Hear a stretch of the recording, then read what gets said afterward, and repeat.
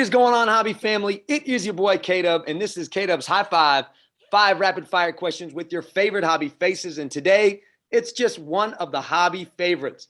He's the marketing director at GTS, the co-host of Go GTS Live, one of my favorite people at VOTC, the voice of the collector on Twitter. Rob, my man, how are you doing today?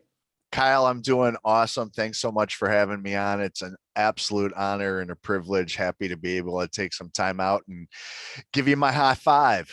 Awesome, man. Well, you kind of know how it works. I got 5 questions. I'm going to throw them at you one right after another, all hobby related. Ready to take on the high five? I am. All right.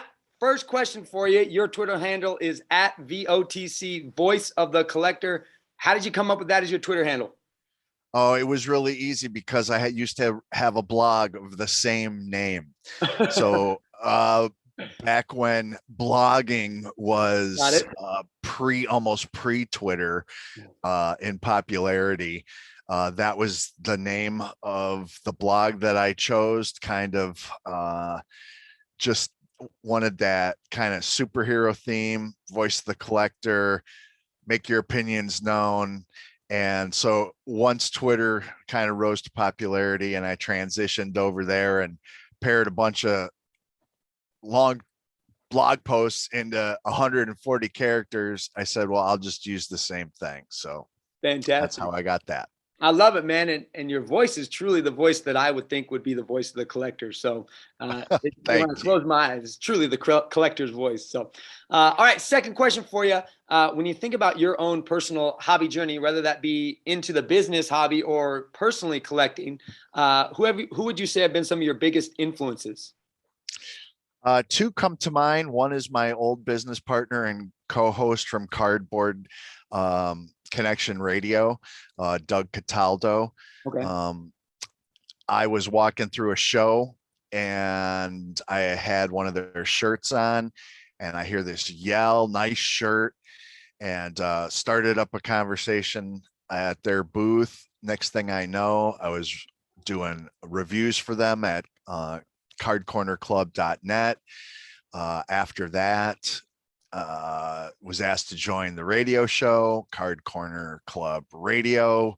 We eventually were acquired by Cardboard Connection, kept that on. And it was actually Doug who had recommended me to the person that approached him about the position that I'm actually, or with the company that I'm at now. So I'll be forever indebted and grateful to him for that. And then currently it's really my boss, who I am privileged and proud to be able to call a friend. He's really helped me develop professionally in this role. And so his name's David Real.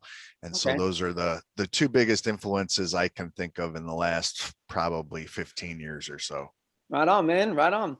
All right. Well, let's get to the cards, man. I don't know quite your collection. You gave me a little sneak peek at the beginning of there. Is there a Grail card out there for you that you haven't acquired, or a Grail card in your collection that you'll just never let go of?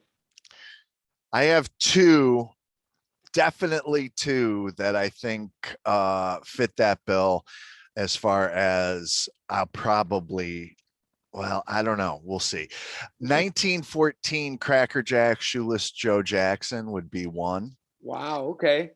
And number two would be a 1986-87 Fleer Michael Jordan Okay. base rookie card. I have a sticker. I don't have a card. So that would definitely be the two. All right. You're the first one to ever mention Shoeless Joe on a high five. Why is that the Grail? I mean, you rarely hear people talk about Shoeless Joe outside of, like, the scandal of Shoeless Joe, but why Shoeless Joe as the Grail? As a White Sox fan, Okay. and knowing just how deserving he is of Hall of Fame status Yeah. and induction, it's an absolute shame. And so to have a card, I have several cards of his, including SP 2001 game used back card, but to have a card of him from his playing days Yeah. would be absolutely awesome. Right on, man. Right on. I love it. All right. Well, let's get to the product now. All the money in the world, you can rip any product you want. What product are you going to rip and why? Well, that's a no-brainer given one of my grails. I'm a player for some Flair basketball. Okay. I figure if money was no object, I'd do that. And knowing the price that wax of that product when it can be found Hmm. at right now, definitely out of my price range. I'm still hoping maybe I can acquire, a PSA 1 at some Yeah. point, but Yeah. even those are pretty expensive. I got 2 teenage girls, and man, they're expensive. So, Yes. devoting any money to things like that out of my price range. So, I maybe someday I'll be gifted a box. Gotcha. I know there's a couple hiding in there somewhere.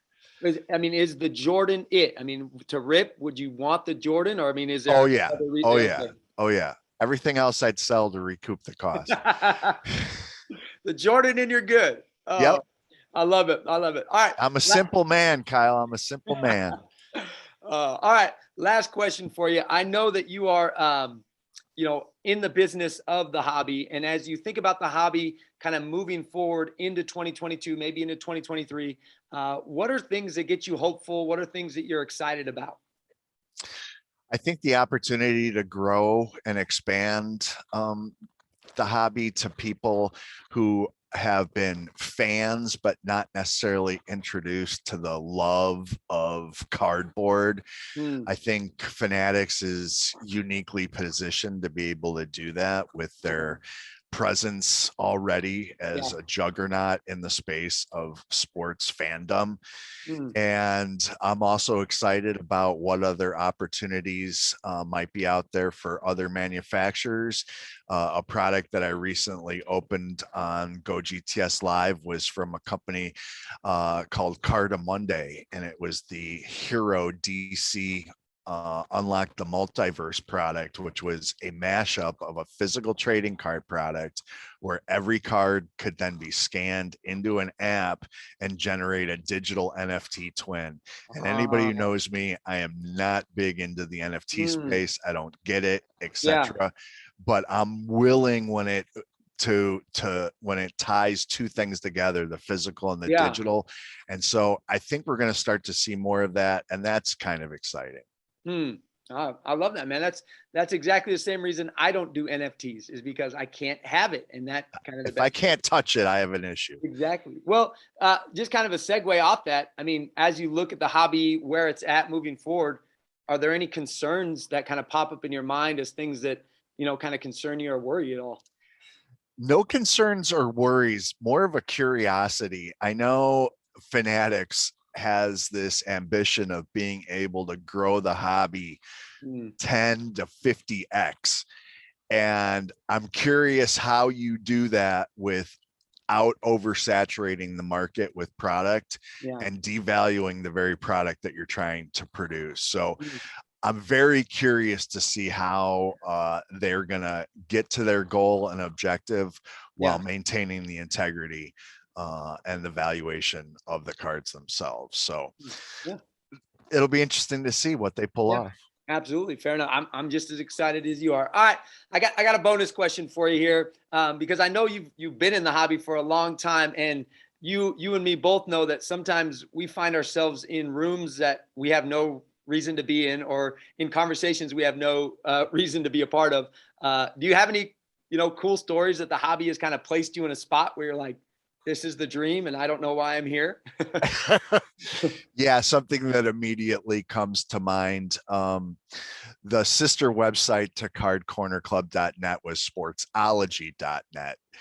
And back as a long suffering Blackhawks fan until more recent times, I had the opportunity actually to attend the Blackhawks Stanley Cup final, the first, what was it, 2010 and 2013, and to cover that with media credentials. Okay. And so as I'm finding myself in the post-game locker room, standing in front of Jonathan Taves and finding a pregnant pause and realizing that I could actually ask a question, I had to do everything in my power to really not stumble on the question and look absolutely amateurish and starstruck. And so, yeah, that was the moment that I'm like, yeah, I have no earthly business being here. This is just unbelievable. And let me tell you something about post-game locker rooms, something you can't pick up from the TV. You pack half a dozen, because there's the locker room, and then like the high class media locker room, you know, and that locker room smells to high heaven. You want to talk about body odor? Oh my gosh. And people just roll with it and kind of tune it out and pretend it's not there. But holy cow, it took me a while to get used to it. Sweaty men plus hundreds of people asking questions, I'm sure does not hot lights from camera. I mean, it's just very interesting environment. And the things you learn, you know. Absolutely. Oh, all right, man, that's all I got. That's the end of the high five. Let's high five here at the end of the high five. Throw it up. You can check out Rob on Twitter at VOTC. Also check out Go GTS Live. You can also follow me if you're bored at Mr. K-Dub. Always remember, be the good in the world. Rob, I appreciate you joining me, man. And y'all take care. We'll see you next time on the next High Five. This is a demo sound of freeintromusic.com.